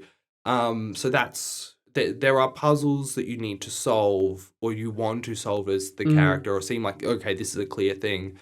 That I need to do this. But if you don't do it, you don't do it. And the story goes on. Yeah. There's what? What? Don't know. Okay, great. Do you want to, would you recommend starting this game? Yeah, I think so. It's on the phone. You can play it on the phone. Play it on the phone? Yeah. It feels like paying attention is rewarded sometimes. Oh, for sure. Like there was a map on the wall at one point, different map to the other map on the wall, which I just happened to look at out of curiosity. And then later on I had to find someone's room. I just went, I actually guess I remembered it from the map. I don't think I remembered it. I'm pretty sure I had to go and check the map. But the point is, like, that information was there. And even, I just walked around until I found it. I found a few rooms. Yeah. Yeah. Do you regret starting it?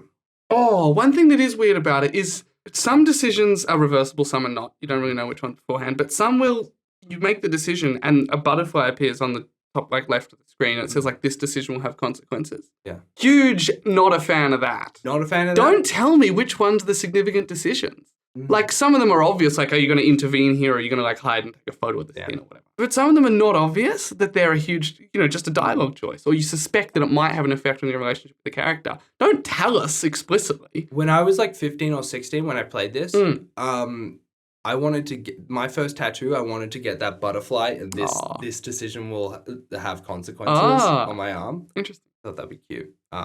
That's cute. Yeah, I don't know. Why didn't you think about that months ago when you're like, I need tattoo ideas? Because I haven't played Life is Strange in ages. That's like, it's a cool thing, but it's like very specific. Very specific. Yeah. Yeah, I just wish it didn't tell you. Like but also the ones that don't say this decision will have consequences have smaller consequences. Like they affect the course of the conversation or the scene. Sure. So what's this distinction about, like, this one is closing or opening a story branch? Don't tell me. I guess so. I don't, like, there are games that don't have that. You might be able to turn it off in the settings. I don't know. I think it's just a choice that I have questions about. We'll see. Yeah. Yeah, start it. Start it? Nice. Start it. Also, like, this is probably a good jumping on point for video games. There was a bit of weirdness about, like, not even the control, just how it works. And initially you forget that you can rewind time, but there's things in the game that keep little challenges and things. Good. But just, like, maybe just start with this game.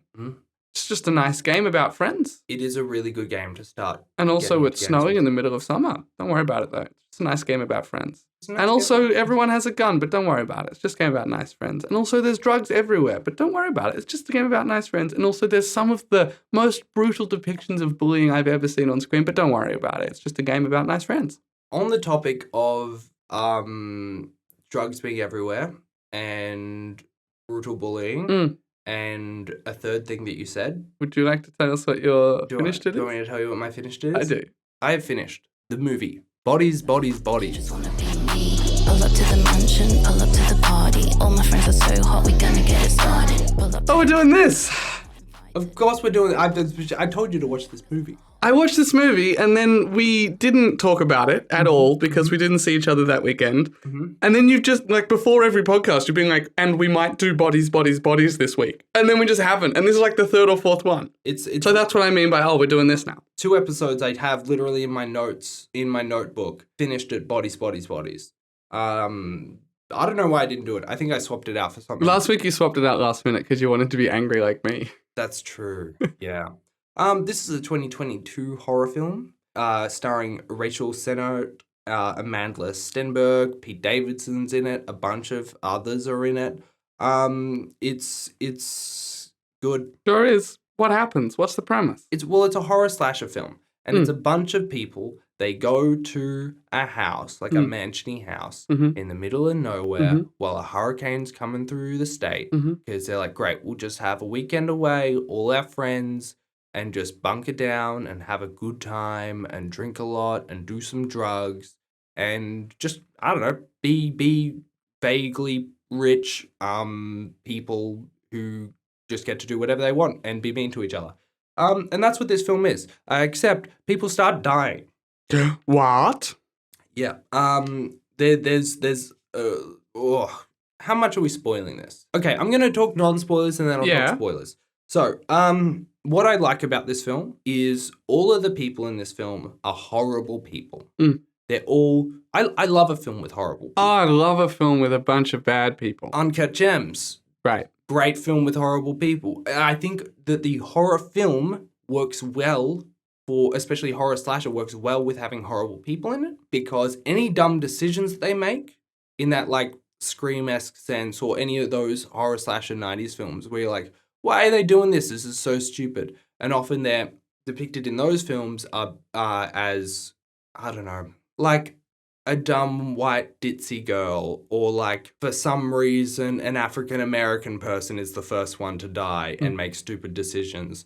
Like, in those films, you're, it's based on the characters' personalities, or like a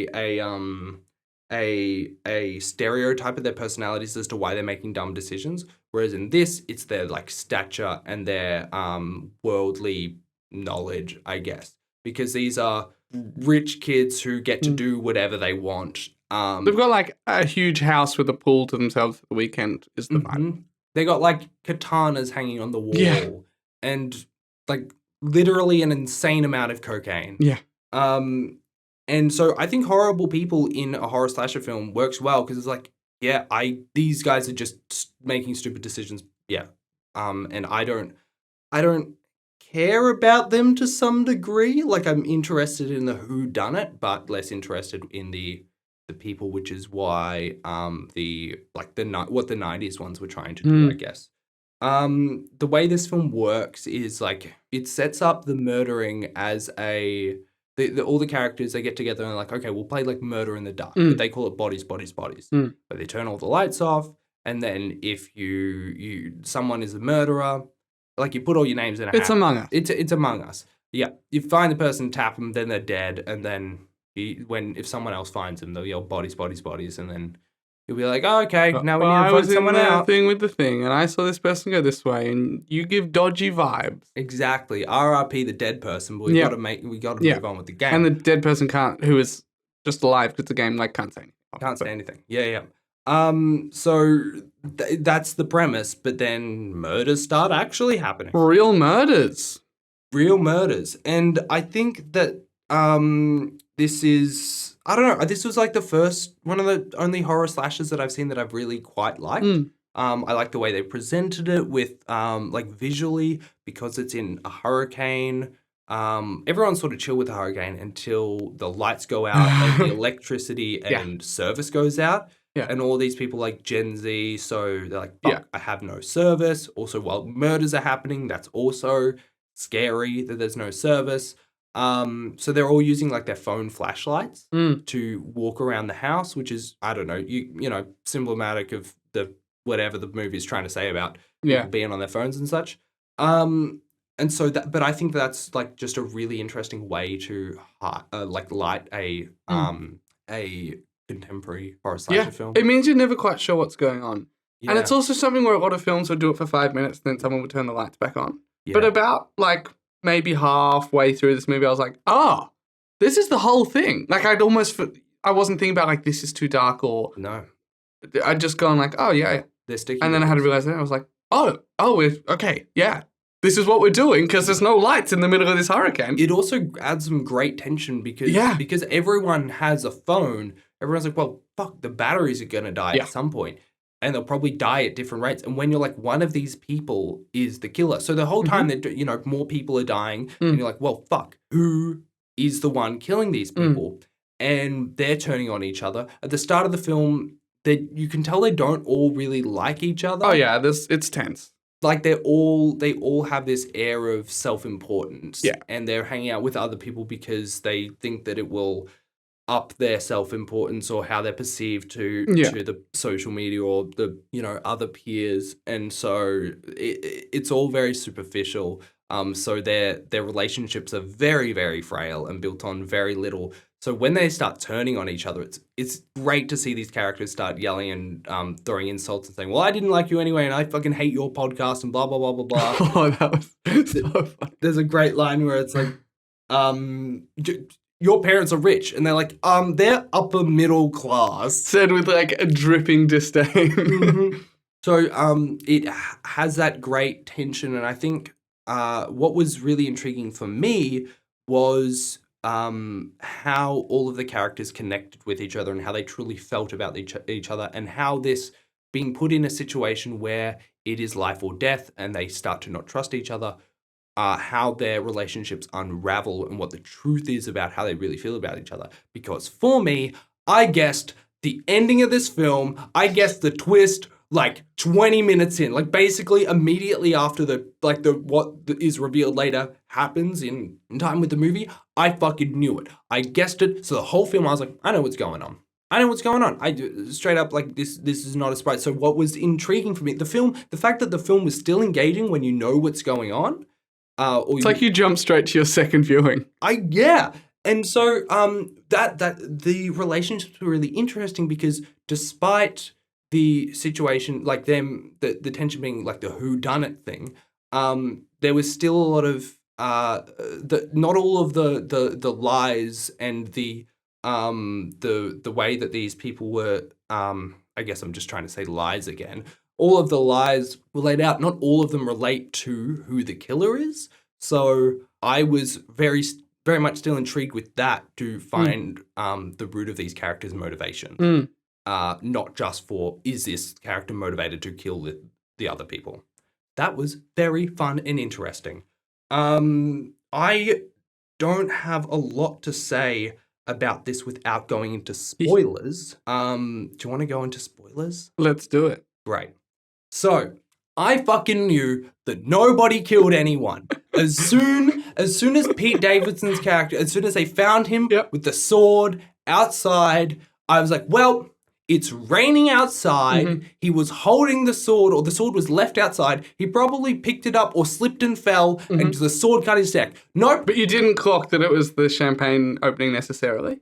No, I didn't clock that it was the champagne opening. But they were just that I'd assume that you'd figured that out. No.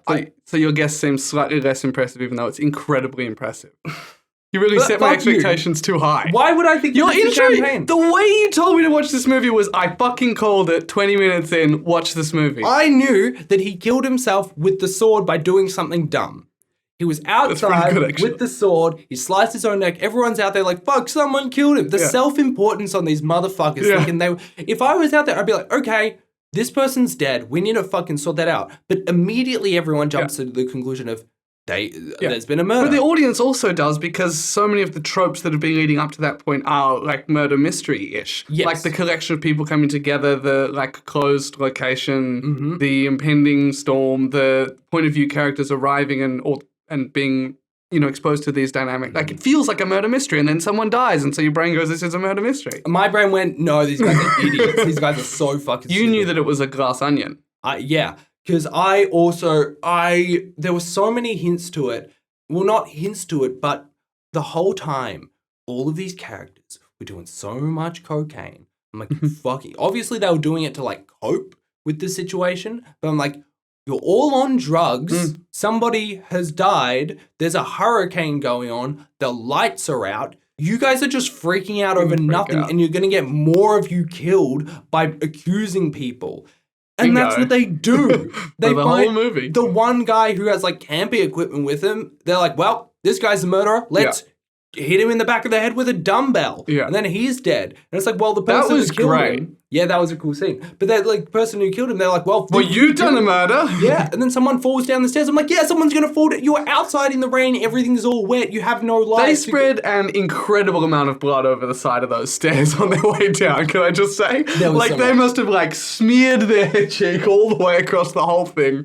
There was a lot of blood. But I was like, this fuck. And also some of the characters knew that, because one of the characters, Amanda's character, was up there and gave her cocaine. Right. Guilty about she's not going to say that, because then they'll say you murdered them all. Yeah. So, no, I fucking, and the reveal is great, because once again, I didn't know exactly how it happened, but the funny bit of watching the draft TikTok that Pete Davidson's character has of opening the thing with, the champagne bottle with the katana and accidentally slicing his neck open and then freaking out about it, dying. It's like, that's...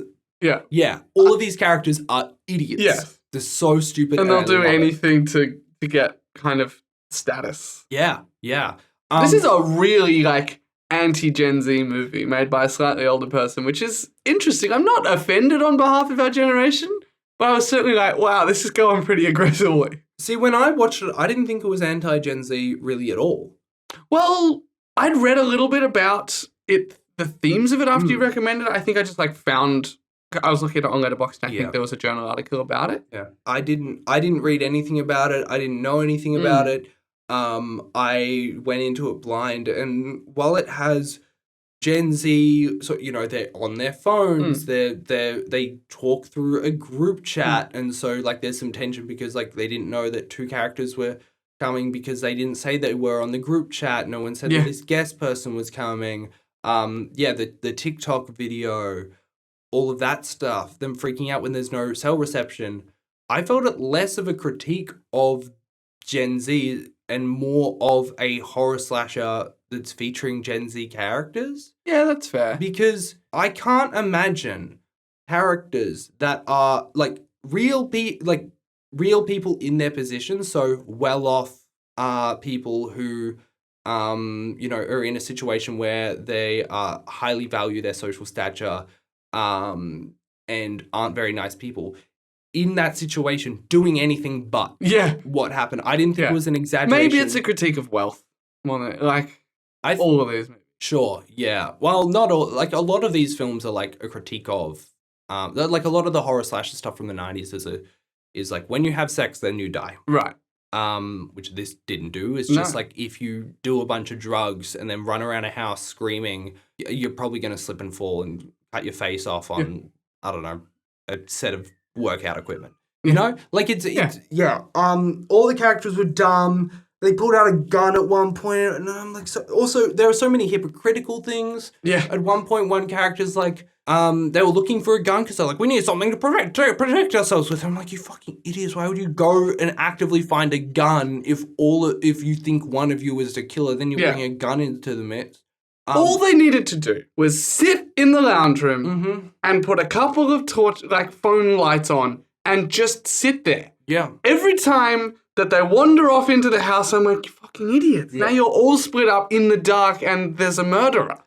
Why do you think that's going to go any differently to the previous two times? Because they really just don't trust each other. Yeah, but the best way to resolve trust issues is with transparency. Yeah, but they already had so many lies backed up. They did, it's true. And so a bunch of them didn't trust, and a bunch of them also, the game, the initial bodies game, people did not go well. Like, they were already getting pissed at each other. Before the game started, they were like, this person always yells and it ends in a hissy fit, so let's not play this. Anyways, I just wanted to come on here and say I fucking called it. It's absolutely wild that I called it. I also said it out loud. I was with Esther, friend from Heather's, and I was like, look, this is I said, this is the situation. She's like, I don't think so. I don't know about that. And I was like, no. I'm right. I am so right about this. And I said this to her at the time. I'm upset that more people, I wasn't watching the movie with more people. And she was like, that's kind of fucked up. So then you told me and then you put it on the podcast. Yeah. There was a moment when they were down to 3 of them. Yeah. And they were fighting and they were scrapping over nothing. And I went, to be fair, I still thought I didn't really think about the first one. Yeah. I still maybe thought that was a murder. I didn't really think about it. But I did go, oh, they've all killed each other. This is an accident. But I did not narrow it right down. First of all, that was with like 10 minutes to go. Yeah. But also I didn't narrow it down to the initial accident. I was just like, oh, everything that like these 5, 6, how many are left after the first death? I have no idea. Like these 6 have, or however many, have all killed each other for nothing. Yeah. Because that by that point, I think the filmmakers were giving us some hints. They're literally just like having a wrestle on a couch. I mean, the gun's there and that's what they're fighting over, quotation marks, but they're fighting over nothing. Yeah. And I was like, oh, I think I get it. I think it's a metaphor. I think what helped me get the film was the fact that it was Pete Davidson. I was like, yeah, fucking Pete Davidson would go on the rain and accidentally slice his neck off. Absolutely. So I was like, yeah, that's a strong possibility here. That was way more likely to me than somebody killing him. Yeah. Did you, like the red herring of the other friend who is not there on that night, Max? Yeah. I was... You just ignored it. No, I was like, he's probably just not there. Yeah. Like, it's way... Which he was, just not there. Yeah, absolutely. Because I'm like, there's no way... They were talking about these motivations, and as more and more stuff got revealed, none of it... All of it leaned closer towards my theory of everyone is just high and freaking out and killing themselves. RIP, everyone. It leaned towards that more than it leaned towards any other thing. Because that is the reveal. So when you're watching it for a second time, you're like, oh yeah, all of this leans into, like, obviously that's the thing. I'm just good at guessing things from films. What can I say?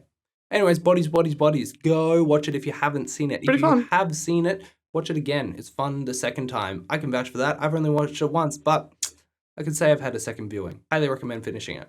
Yeah. I like the bit where she got locked out of the house. That felt dramatic and new. Did. I was like, oh, I haven't seen that before. Oh yeah, that's the tension stayed because people were still dying, even though I knew there was no killer. At any point, one of them could kill another person. Yeah, so that was cool. Yeah. What did you finish, Reuben? I have finished Chicken Run: Dawn of the Nugget.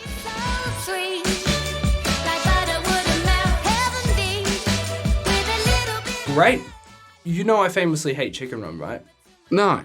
I've told you this many a time. I feel like I knew you didn't want to watch this. I knew you had no interest in this. Yeah. I didn't realize it was because you didn't like... The lady freaks me out. I was thinking that as I watched this. I was like, wow, 20 years later, right, this is going to screw up the next generation of kids. Yeah. I was literally watching Mrs. Tweedy going like, there is a non-zero number of children who will have nightmares about this woman after seeing this movie. I am I think that's fun. Are you anti-Chicken Run? Or are you anti the villain of Chicken Run and hence pro-chickens? No, I am anti-Chicken Run. You're anti-chicken? No, anti-chicken I thought you're vegetarian. What do you mean you're anti-chicken? I'm anti... Yeah, well, in this movie, they're crunching up chickens or whatever. It's true. No, I'm anti-Chicken Run simply because no film should put the abomination of Miss Tweedy on screen. Well, guess what? What? Back. What do they do in this film? Oh, more of the same and a bit of different, I guess. They're breaking in this time instead of out. Why are they breaking in? Because the 2 from the last one? Don't worry, I didn't remember anything either. Speaking of movies that open with a voiceover that is actually a character telling their daughter the story of the first movie. I mean, he wasn't telling the story of the previous... Oh, no? No. He was reading a book. And he wasn't really telling the story, he was telling what's happened in between. Fine. Speaking of a different thing... Speaking of a different unrelated thing, that's what happens in this movie, to remind us all, which is good, because I haven't seen Chicken Run in forever, to the degree that I literally don't remember anything about it except for the pie-making machine, which terrified me as a kid, creepy. And, like, the bicycle, the pedal-powered machine that they escape with. Those are the only 2 things. Yeah, the big bird thing that they make. Cool. So they give us a brief recap, which is good. And? They have a little daughter. Yep. First kid born they're living on a little island in the middle of a river. Yeah. She's got her mum's, like, passion and energy. She wants to explore everything. And so, of course, she walks directly into a chicken farm. Fucking idiot. And so it's a rescue heist mission thing. What they should have done is they should have, if they're living on an island, to make sure that nobody leaves the island, They should have put a fence, like a wire fence around. Like a rabbit-proof fence? No, just a chicken-proof fence. Yeah, like a. They do put a fence chicken of wire leaves. fence. Okay. Right, chicken wire fence, and then also what they can do because they've got all of them there is they can if they lay any more eggs because also if there's a wire then no one can get any food from outside the island. So but they keep all the eggs there so no one's exploring. So then they can eat the eggs as they grow them. That is a terrifying chicken dystopia that you have just described. Just like an enclosed cannibal island. Yeah. Like imagine if humans did that. Like a little terrifying. farm. Yeah, like a little farm. Like a little chicken But we farm. own this one. Basically, it's communism. It's like, we're going to be different and have a revolution, but I've got to keep you safe, so I'm going to build this fence. And also, we're going to do horrible things to each other. Yeah. But I'm in charge, and I was once like you as opposed to these foreign evildoers. So, like, this is fine? No, it's just the same thing, Stalin. You've just done the same thing again. Jesus. Anyway. I feel like this isn't about chickens anymore. This movie is fine. It's absolutely fine. Every frame is like a painting. Like, claymation is incredible what they do. Yeah.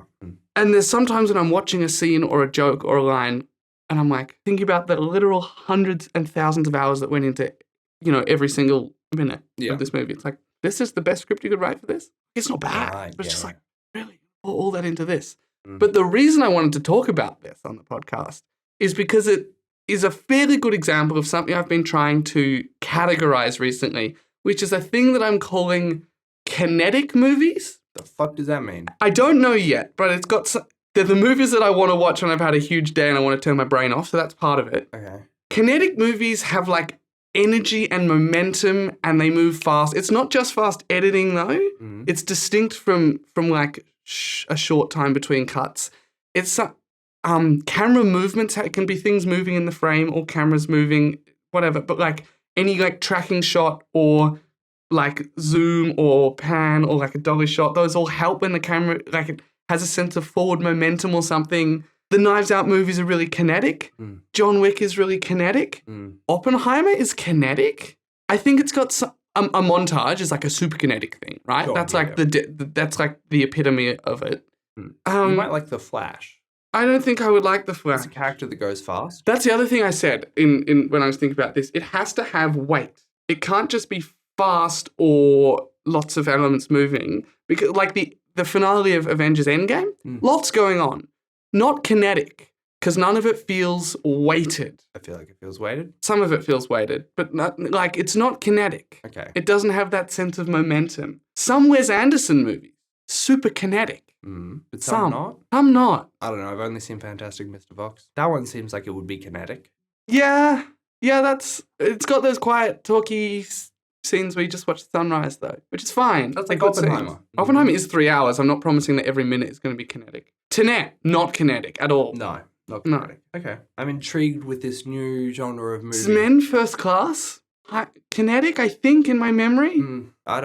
Honestly, I can't remember a film. I think it helps if it's on analog, but if you go too far back in time, movies are too slow because of the restraints of like physically loading film.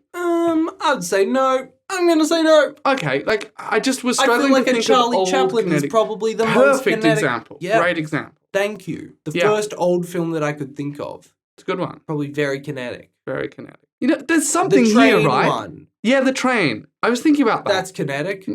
Yes, when there's trains crashing together, there's a lot of kinetic energy being exchanged, but the filmmaking is not kinetic. Well, it's just one scene. It was the first one. Why are you critiquing it with the... You know what I mean? There's something here, right? I'm pretty sure I'm not just describing montage, but I may just be describing montage. I think you're just describing a montage. Maybe. Heist films, action films, and mysteries are really kinetic. Montages. Yeah. Bodies, TikTok. Kinetic. TikTok is very quick moving, lots of montages. I like TikTok. I think you're right that when I'm really tired and just want to put something on and watch things bashed together, TikTok would satiate that desire. For sure. But that's the problem, because then I'm going to watch an hour and a half of TikTok instead of an hour and a half of movie. You might learn something from TikTok. What did you learn from Chicken Run 2? Not much. Too many chickens. Too many. There are enough chickens? Too many chickens. There's one new chicken introduced. We've done it farm again. Oops.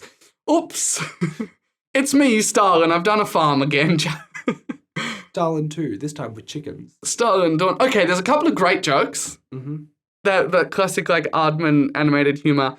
There's a retinal scanner at one point that they used to get in. So there's, they spend a few minutes chasing down a guy and it's a great scene and whatever. And then they hold a Polaroid photo of his eye up to the scanner. Then you see inside the building and it's just a person and like 6 magnifying glasses pop down between them and the door to show them the eye really big. And then they just have a book that says employee eyes and they manually flip through it and just like vibe it. That's really funny. Great joke. That's a really good joke. Great joke.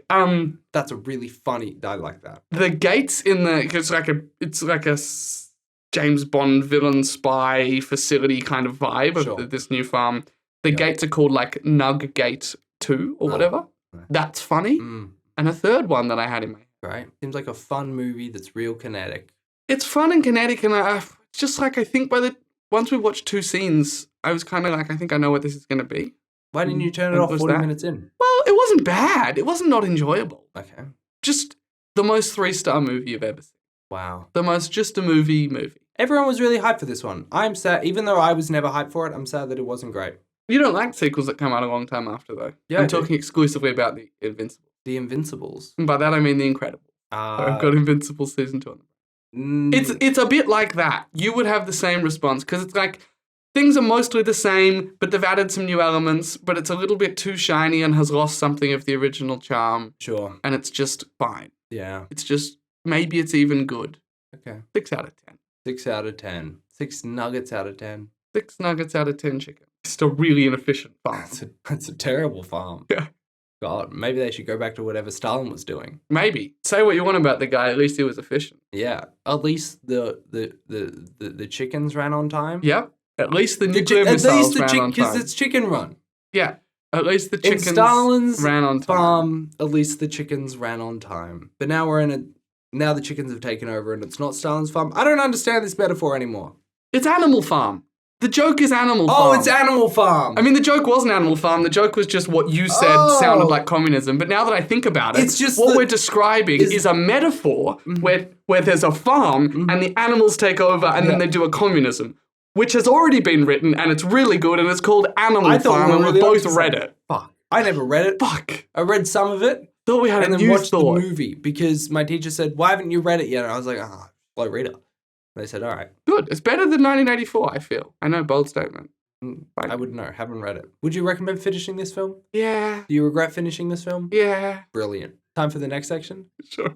Next section is Up and Up, where we talk about things that are coming up and things that we're following up on. That's right.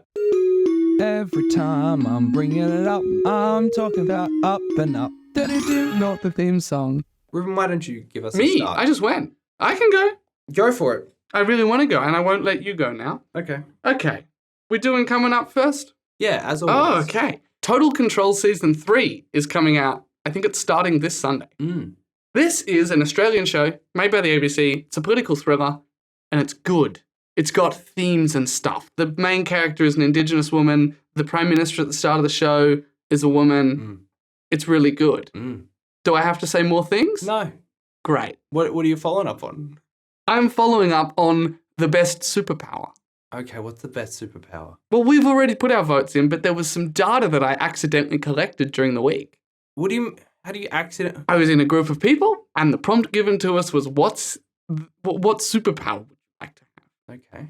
And so I just jotted them down as they went. Go ahead. Teleportation got 3 votes. Okay. So I would like to say that's pretty good. That's pretty low. All right. How many people? Go on. Tell me how many people. So I'm just struggling with basic counting. 9 people. All right. So 1/3 of people. That's a very small sample size. I feel like if you're going to actually apply this stuff. I didn't make the poll. I just collected the results. Yeah, now you're sharing it as if it's fact. Maybe. But those are 2 unrelated things that aren't correlated. You shouldn't have your MD. I'm going to make a complaint to the board of MDers. Just comment on YouTube. Someone will stop me. Someone wanted the ability to speak all languages. We also talked a lot about like the consequent, like can you speak like tree and animal? And if so, would it just be an endless cacophony all the time? Anyway, one person wanted shape-shifting, to be fair. Thank you. One person wanted kinetic energy powers, a bit like Black Panther. Oh. But like they wanted to be able to absorb I can it. do montages all the time. Yeah. But they wanted to be able to, like, or so like if I was going to Charlie punch Chaplin. you, which might happen any second if you keep interrupting. So, like, if I was going to punch you and you dodged, they were saying that with this power, you could still absorb the kinetic energy from that blow and, like, headbutt me or do whatever. But basically, it doesn't need to connect with you to transfer the energy. You could grab it out of nearby bits of the air. Okay, cool. Sure. 2 people wanted flight. One because they love flying and one because they're scared of heights. Do with that what you will. And one person wanted, like, this form of, like, intuition about decisions where whenever you took an action, it would be, like, green or red, depending on, like, whether you were going down your chosen path. Which have you watched that Rick and Morty episode where it's that? And he ends up just, like, in the desert, like, tied to a tree waiting? Because that's what, like, the thing has told him is the right path. No. Really? I don't know. Anyway. I don't remember. This seems very relevant to the things that we've talked about in this episode. Does it? A thing where your decisions in the future where you can maybe find out what is happening in the future, if it's good or bad. And the kinetic thing. Kinetic energy. Right. I talked about shape. shape-shifting earlier and how it's a great one. Also, if you shape-shifted in your fingers to your toes, that's okay. Yeah. Well done. You've made it relevant. Just barely. And I don't know. Cool. Yeah. That's my following. Do you want to hear about my coming up and following up? What's coming up for me is watching maybe the new Marvel TV show Echo.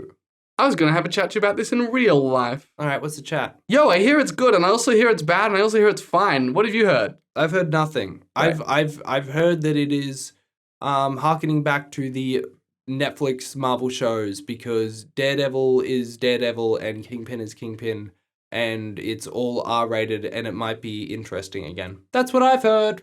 We'll see how it is. I'll probably maybe watch it. We'll see. Let's watch the first episode together, and then you can betray me and finish it without me. Perfect wait, plan. let me think about it. I hate that plan. I like that plan a lot. I'm going to do that plan Guess now. that's what we're doing then. Next thing is following up, and the thing that I am following up on is, I don't know, I haven't thought of a thing. Percy Jackson, episode whatever one was the most recent one with Ares. 5. That was really good. 5. It's 5. Oh, okay. Okay. So we're doing this. we're doing this. That thing that I say this episode. Which is... Just a big bundle of complaints over here. Well, no. When Reuben and I watched the episode, we were watching and the guy playing Ares, we were like, this guy seems familiar. Oh, no. And The fact that you haven't brought this up means you're probably right. Said, I bet that this guy's related to John Cena. And I said, how much? Because they acted very similar. Yeah.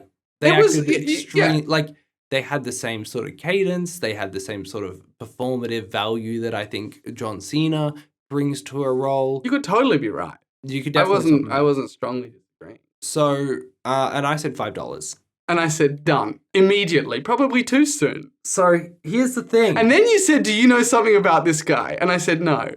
Because Reuben... Which makes me think that you know something about this guy. You said yes so quickly. So quickly. That it felt like you knew... That's a fair accusation. This person wasn't I was just related. going on, like, I haven't heard that John Cena has a brother who's acting. I don't know who this actor is, but just on, like, the balance of probabilities, I feel like he's probably not related. So, there's a... okay. So, who played Ares? I'll tell you who played Ares. Tell me. The person who played Ares is Adam Copeland. And here's the interesting thing. Mm-hmm. While Adam Copeland is not familiarly related to John Cena... Are they in-laws? Are they Adam by Copeland marriage? is a wrestler from WWE who is, I think, Edge? I need to double check that. Copeland, is he the Edge? Canadian wrestler. Yeah, Edge. So, Adam Copeland and John Cena used to do wrestling, and the reason why they performed the same, or similarly, I think, it's because they both did the wrestling background and they have the same way of portraying like a character like that. So, because of that... So what you're saying, just to recap your claim, Mm-hmm. wow, this actor reminds me of this other actor. I wonder if they're related. Their vibe is the same, they look a bit similar. Yeah. Oh yeah, they both have the same job. No, they both came from the same place, used to wrestle together, are both WWE superstars who became actors. I think Gee, that they that were both counts as... theatre actors and now they both do movie acting. Yeah, They were but both together. in a play together 15 years ago and now they do... For years and years and years. They're not related. That I feel like that counts as related. Listener poll. Fine. It's the only reasonable way to resolve Fine. this. Listeners, go to Spotify, or I guess we'll do it on Instagram, and tell us if John Cena and Adam Copeland are related because of this. Yeah, because while also keeping in mind the fact that they perform very similarly because they have the same background when they used to do like the same. They both used to be that is, they are related. And also keeping in mind the fact the term related and how broad that term can be. And keep in mind the fact that they're not related. And keep in mind the fact that they are related. Everyone's related to John everyone. John Cena and The Edge, are those two characters related? You meant by Yes. blood. You were like, are they brothers or cousins or something? And in the end, we said, are they related? Did we? Yep. And then we shook on it. We didn't And you shake, said, but we even did if agree. they did the same job, I agree that that's related. That's definitely not a thing I said. Anyways, thank you everyone for coming and listen to Stinishedit for this no mail, episode. I guess. No, It's I was fine. going to say thank you for listening, and we'll wrap this up with mail. There's Reuben, no mail except for the hate mail we got on YouTube, which I don't know if we want to broadcast, really. I think we should broadcast It's quite the hate funny. mail that we got on YouTube. Okay, great. Do you have it on hand? Yep, sure thing. Wonderful. Because I have things to say about this hate mail. I have notes, all right? I have corrections for this YouTuber. So everyone, we have YouTube all of our commenter. podcasts. They're coming out on YouTube every week now. We're also on TikTok. We're also apparently. we're on TikTok. Yeah. And so we've received our first comment on YouTube, and this comment is by. Do you want me to tell you who it's by first, or what the message is? Tell us who it's by first. Okay, it's by a user named Scumbag University. Not making this up. We're just like not making this up. It says Scumbag University. This is on our video Gen V and Fit to Print. Now, what they said is, now it starts in all lowercase. Okay, I've read, okay. All lowercase. Did they really just start the episode with a land acknowledgement? Question mark. Then a double space, and then capital I, think I, lowercase, have seen enough, full stop. So did they really just start an episode with a land acknowledgement? I think I've seen enough. All right, I have a couple of notes. Primarily, I have 3 notes. The first note is, you're an idiot and shut up. All right, that's the easy one. The second note is, it's not called a land acknowledgement, it's an acknowledgement of country, but that's fine. And the third note is, you haven't seen anything. It's literally an audio podcast that you got 20 seconds into. I would say maybe it's a land, maybe they're from a different place and they call it a land acknowledgement in the US or something. I feel like that. this is not the sort of person who cares about the syntax of No, but acknowledgements you of do. country. I do, yeah. Yes, but I'm saying, like, in the US, when they acknowledge the land, they could call it a land Do they, acknowledgement. though? Or are you just saying shit? No, they do sometimes. Do they? Yes. Okay. I'm not just saying, no, I'm lying about it. Why would I lie about it? I don't know, so you seem right. You've done it before. Good point. So, okay, rude. Yeah, look, we're doing, like, You know what's really funny? what? There's a Wikipedia article for land acknowledgement, and the photo of an example is from Coburg. That's really Not fun. kidding. Wild. It's from up the road. I think land acknowledgement is an acceptable term. I feel like that's not the thing to critique here. I think the thing to That's critique why I is- started with you're an idiot and shut up. Yeah, like, Or educate yourself, I guess. we're allowed to start our podcast Yeah. in whatever way that we want to. Sure, if you don't want to hear a land acknowledgement, you can listen to something else or skip like 20 seconds in. Whatever you want to do, I guess. But that was our mail this week. We didn't get any mail from there. No mail. All right. Well, in that case, let's wrap it up. Let's. What do we say? I think I have seen enough. That doesn't matter. Okay. You You haven't seem really seen any- heated about this. It's just silly. If you're going to leave an angry comment, Mhm. think about it. Mm. I realize now what I'm asking for. It's pretty I feel like it unrealistic doesn't matter expectation. that much. Also, I think I have seen enough. that's Also, just the think in cap. It doesn't matter. It doesn't matter. I Wrap mean, up the I podcast. often Wrap up the goddamn podcast. write things Wrap up the podcast. We've been here for so long. with bad spelling all the time. Anyways, thank you to long. everyone for listening. If you want, rate us 5 stars on your podcast app of choice. long. We can read out your little review if you write a little review on your podcast app. No one has written a little review. I don't know. Guilt them more. You try it every week and it doesn't work. Well, if I stop trying, We should promise something. We've gotten We should plenty of promise a 5 bonus stars episode or review. something. I know. People are very kind. People That's are very totally nice. enough. I'm complaining about nothing. I'm sorry. Thank you, Hetty Moysey, for our lovely, lovely podcast art that you did. Yes. We enjoy it every week. Even when we butcher it to make a special, like, little episode up, Yeah. we just tear it apart. Jett's deleting every single layer of that thing, but we love it. We love and it. we still use it. If you want to write in, tell us what you think about, I don't know, bodies. Or what's another thing that have you seen Quantumania? If anyone's seen Quantumania, no one's seen Quantumania. Let me know what you think. You can email us at stinishedit@gmail.com or just send us a message on Instagram. Otherwise, I think that's it for this week. I am sweating so much. It's so warm. It's a 34-degree day. I ran out of my drink very quickly. I want to start cutting limbs off just to stop the sweat.